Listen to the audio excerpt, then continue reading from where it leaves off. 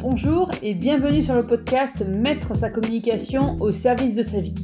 Je m'appelle Julie Fédida et je suis révélatrice du potentiel digital des entrepreneurs passionnés. Je les accompagne à créer leur communication via les réseaux sociaux pour développer leur activité et mettre leur communication au service de leur vie. Le but de ce podcast est de vous amener des pistes de réflexion pour trouver votre façon de communiquer selon vos critères. L'objectif, que ce soit fluide, amusant et efficace et que cela vous permette de trouver votre voie, votre organisation afin de mettre votre communication au service de votre entreprise et donc de votre vie.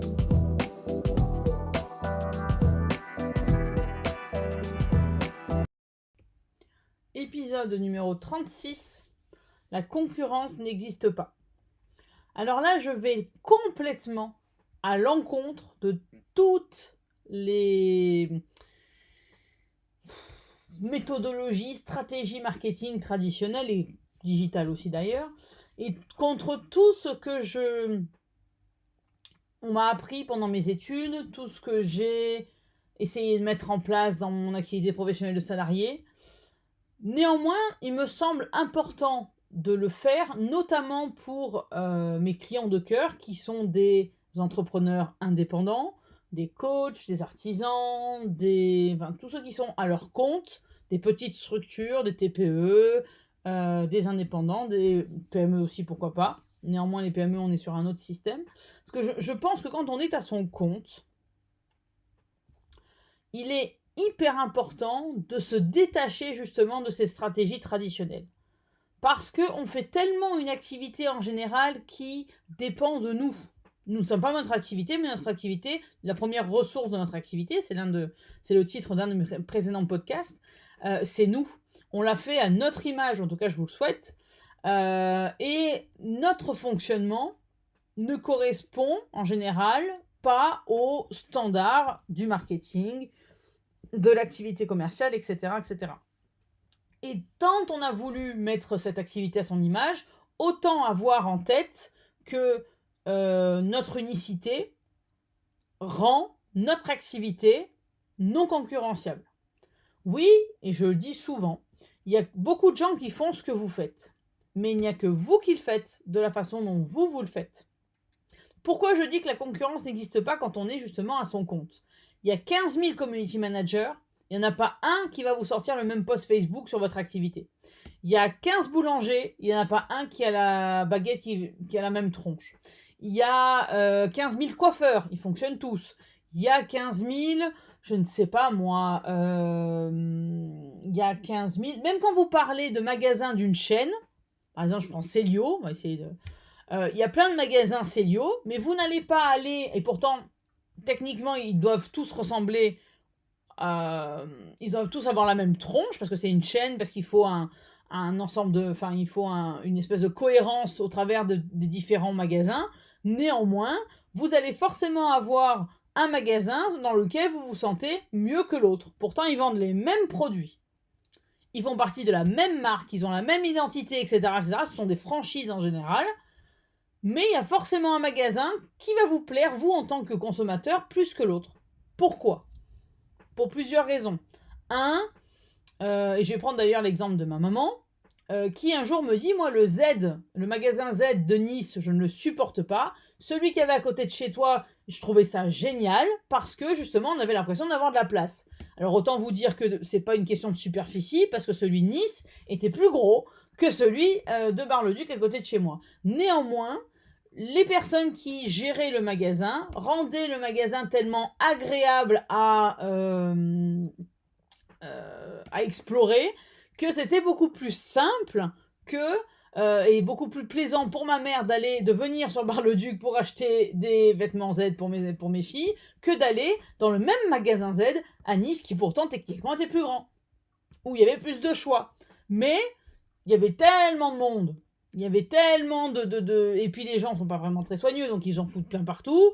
Donc on n'a pas la possibilité de savoir s'il y a réellement la taille ou pas. C'est le bordel, etc., etc. Ce qui fait que c'était beaucoup moins agréable que d'aller dans Sud Bar-le-Duc où les gens passaient limite derrière vous pour ranger le vêtement que vous veniez de regarder, que vous l'ayez replié derrière vous ou pas d'ailleurs, ce qui moi m'agaçait, mais ma mère trouvait ça génial parce que du coup le magasin était tout le temps clean.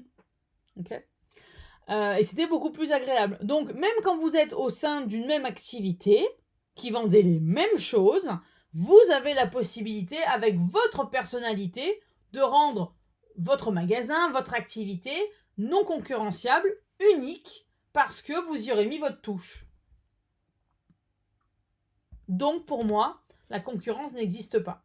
Je reprends l'exemple que j'ai repris dans le précédent podcast. J'aime pas répéter d'un podcast à l'autre, mais là je trouve que c'est vraiment intéressant. Vous donnez les mêmes produits, les mêmes ingrédients, les mêmes fours, avec 2 boulangers qui ont eu les mêmes profs, avec le même diplôme. Okay. Vous leur donnez la même farine, le même sel, le même pétrin, le même four, le même... tout. Et vous leur demandez de faire une baguette de base. Vous allez voir que 1, la baguette n'aura pas la même tronche entre les 2 boulangers. 2, ils ne vont pas la présenter physiquement de la même façon. L'un, il va prendre un sac blanc, l'autre, il va pas prendre un sac, il va prendre un truc en carton, l'autre, il va prendre un sac recyclé. Il y en a un, il va mettre un motif dessus, peu importe, il va dessiner un motif sur la baguette, etc., etc.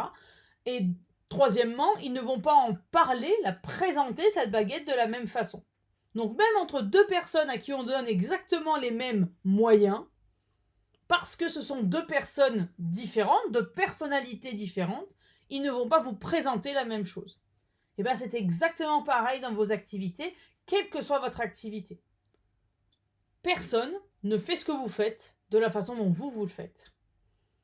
Donc pour moi, quand on est à son compte, la concurrence n'existe pas. Et j'ai envie de vous dire, heureusement que votre unicité est votre première ressource.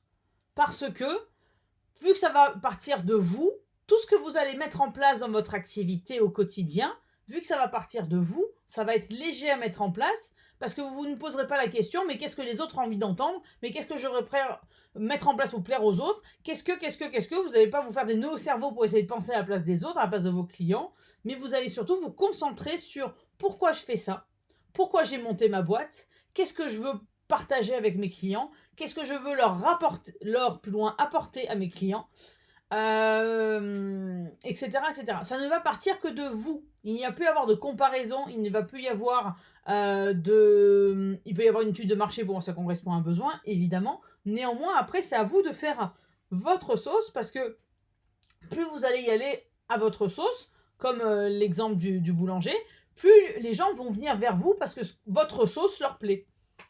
Ok. Je prends un autre exemple, un médecin, un docteur en médecine. Techniquement, ils ont les mêmes savoirs. Il n'y en a pas un seul qui va vous sortir le même diagnostic. Bon, si c'est une grippe, à la limite, vous avez peut-être la chance que ce soit le même diagnostic. Mais en soi, il n'y en a pas un. C'est pour ça qu'on demande plusieurs avis en général, selon ce que c'est évidemment, parce qu'il n'y en a pas un qui va vous sortir le même diagnostic. Il n'y en a pas un qui va vous sortir le même traitement, etc., etc. Je vous donne un exemple vécu. J'amène ma deuxième fille, quand elle était bébé, à ma généraliste, parce que je dis, bon, il n'y a pas forcément besoin d'aller voir un spécialiste pour le suivi, je dirais, mensuel. Donc, je vais voir ma généraliste avec ma fille qui a la tête plate. Ma généraliste me dit, vous inquiétez pas, c'est une préma, elle n'était pas forcément... elle n'était pas par la tête quand elle est arrivée par césarienne, et en plus, elle n'était pas positionnée par la tête. Ça va passer, il n'y a rien à faire. Comme je suis un petit peu paranoïaque, je suis allée voir la pédiatre de ma ville, qui avait suivi la grande, qui avait eu, elle, des problèmes, et j'ai dit, regardez la plagio, je pense, enfin, la tête plate, je pense qu'il y a des choses à faire. Ah oui, il faut l'amener chez la kiné. Et comme entre-temps, j'avais été moi aussi... Alors par contre, la généraliste, ce qu'elle m'avait dit, c'est qu'elle m'avait dit, va chez l'ostéo va aller chez l'ostéo va l'aider justement à allonger. Et l'ostéo m'a dit, moi je peux pas aller plus loin que ce que je fais là, il faut aller voir un kiné. Donc si jamais j'étais restée avec l'avis de la généraliste, je ne serais pas allée voir une kiné pour ma fille. Vous voyez ? Et c'est pas parce que une avait tort ou l'autre avait raison, c'est pas ça la question. La question, c'est que chacune, d'ailleurs, ces 3 nanas, m'ont donné leur avis de professionnel selon leur propre scope. Ok ? Chaque toubib que vous allez voir va vous donner une raison, un diagnostic différent, une raison différente, etc., etc. Et ça fait leur unicité. Ça ne veut pas dire que la généraliste avait tort. Selon son idée, la meilleure solution, c'était d'aller voir l'ostéo et pas de pousser plus loin. Ok ? Donc, ce que je voulais vous dire par rapport à ça, avant que je passe trop longtemps sur le sujet, c'est que pour moi, la concurrence n'existe pas parce que vous avez votre façon de parler de votre activité, vos raisons derrière le fait de faire votre activité, ce que vous voulez apporter à vos clients n'est pas forcément ce que veut apporter votre concurrent direct à ses concurrents. Je vous donne un autre exemple. But et Confo, ils vendent des meubles. Ikea, allons-y. Ils vendent des meubles. Pareil, ok, les meubles peuvent être différents, peu importe. Il y en a qui ne vont que chez Ikea pour X ou Y raison. Il y en a qui ne vont aller que chez But pour X ou Y raison. Et il y en a qui vont aller que chez Conforama. Parce que la même table de base noire ou même couleur bois chez les trois ne va pas être présentée de la même façon. Même sur leur site internet. Okay ? Donc chacun a son unicité. Donc parce que cette unicité fait en fait votre différence, il n'y a pas de concurrent direct. Il n'y a que des gens qui font la même chose que vous, la même activité que vous, mais il n'y a que vous qui le faites de la façon dont vous le faites. Et c'est pour ça que vos clients vont venir vers vous. C'est en mettant en place un business, une activité qui est alignée avec comment vous le faites, okay, avec votre personnalité, que vous allez attirer de manière fluide pour vous et impactante pour vos clients, vos clients de cœur justement. Ceux avec qui ça va être facile de travailler parce que votre façon de mettre en place votre activité, la façon de présenter vos produits, vos services, la façon de parler de votre activité, de pourquoi vous faites cette activité, va leur parler plus qu'à celui d'à côté. Votre unicité est l'atout majeur, votre atout clé pour faire en sorte qu'il n'y ait pas de concurrence vous concernant et que les gens viennent vers vous parce que vous sortez du lot, vous avez une façon de présenter votre activité qui leur parle à eux et avec cette personnalisation-là, ils vont venir vers vous parce qu'ils sauront que c'est avec vous qu'ils ont envie de travailler. Être dans une activité qui nous plaît au quotidien en sachant qu'il n'y a pas de concurrence et que donc on peut se concentrer sur qui on est et ce qu'on a envie d'apporter à nos clients, c'est quand même plus léger, non ? Voilà, c'est tout pour aujourd'hui. On se retrouve bientôt pour un prochain épisode du podcast Mettre sa communication au service de sa vie. D'ici là, vous pouvez me suivre sur les réseaux sociaux, que ce soit Facebook, Instagram ou LinkedIn. Et surtout, prenez soin de vous. À bientôt.